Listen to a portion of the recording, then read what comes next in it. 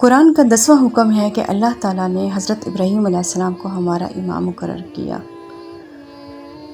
10واں حکم سورۃ بقرہ 130 آیت ہے۔ اور کون ہے جو حضرت ابراہیم علیہ السلام سے بے رغبتی کرے گا، جو محض بے وقوف ہے، اور ہم نے اسے دنیا میں بھی برگزیدہ کیا تھا اور آخرت میں بھی وہ نیکوکاروں میں سے ہے۔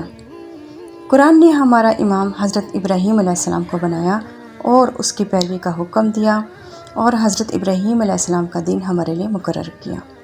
سورۃ بقرہ کی 124 آیت ہے کہ جب حضرت ابراہیم علیہ السلام کو اللہ نے چند باتوں میں آزمایا اور انہوں نے اسے پورا کر دیا تو اللہ تعالیٰ نے فرمایا کہ میں تم کو سب لوگوں کا امام بناؤں گا۔ سورۃ ابراہیم کی آیت 35 ہے۔ حضرت ابراہیم علیہ السلام نے کہا کہ اے میرے رب، میرے اس شہر کو امن والا بنا دے اور مجھے میری اولاد کو بتوں کی بندگی یعنی غلامی سے بچا۔ بے شک ہے میرے رب، اس نے بہت سے لوگوں کو گمراہ کیا، لہٰذا جس نے میری اطاعت کی بے شک وہ مجھ سے ہے، اور جس نے میری نافرمانی کی تو بخشنے والا مہربان ہے۔ بے شک حضرت ابراہیم علیہ السلام اللہ کے فرما برداروں میں سے تھے اور یکسو تھے، اور وہ مشرکوں میں سے نہ تھے۔ اللہ کی نعمتوں کی شکر گزار تھے۔ اللہ نے اسے منتخب کر لیا اور سیدھے راستے کی ہدایت دی۔ حضرت ابراہیم اور آخری رسول ایک ہی شریعت پر تھے۔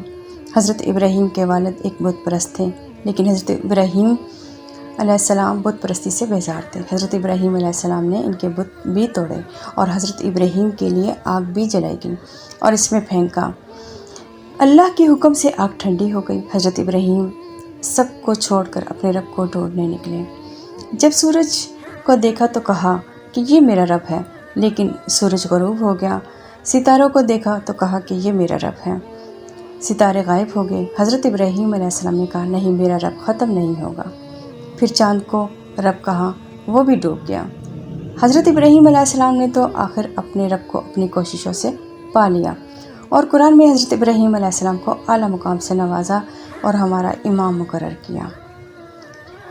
سورج، چاند، ستاروں کو رب کہنے پر اللہ نے حضرت ابراہیم علیہ السلام کو مشرک نہیں کہا، کیونکہ وہ مخلص ہو کر اپنے رب کو ڈھونڈ رہا تھا۔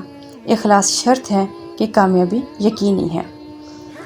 اگر حضرت ابراہیم علیہ السلام بھی اپنے والد کے دین پر رہتے تو یہ مقام نہ پاتے اور مسلم نہ کہلاتے۔ اسی طرح جب ہم قرآن پر مخلص ہو کر محنت کریں گے تو اللہ کی مدد شامل حال ہوگی، اور اگر قرآن کے خالص ترجمے سے کچھ کمی بیشی رہ جائے گی تو اللہ تعالیٰ معاف فرمائے گا۔